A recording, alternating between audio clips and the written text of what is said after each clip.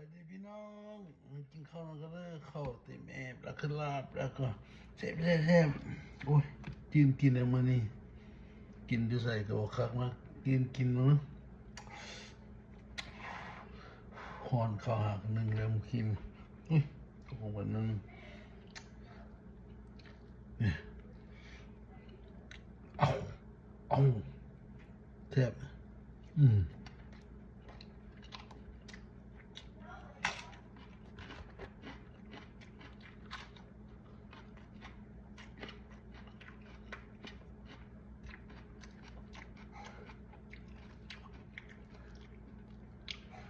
ครับ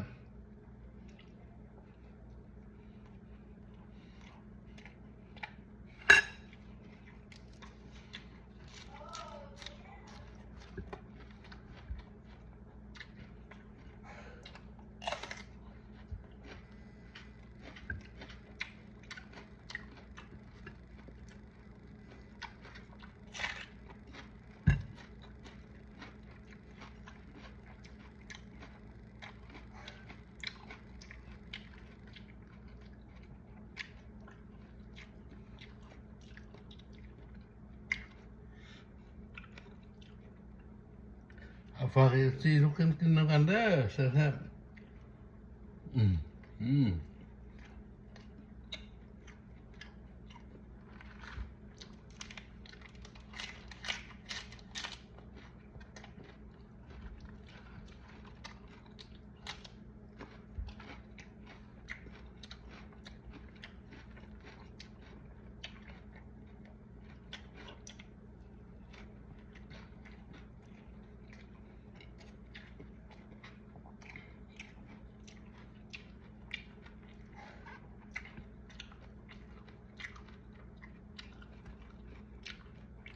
หอมบัว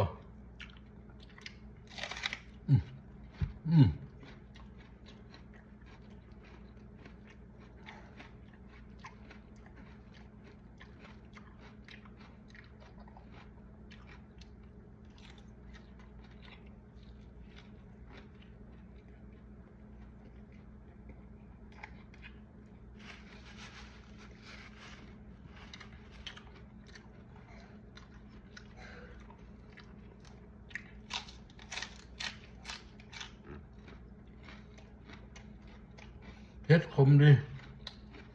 ครับ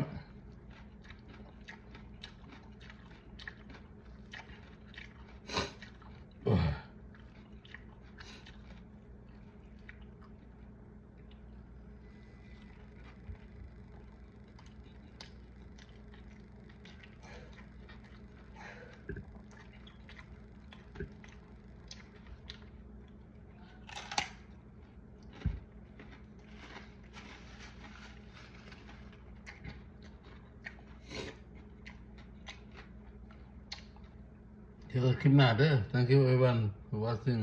my video from Chen Suri channel too and TikTok and Reel. Thank you everyone for watching. Bye.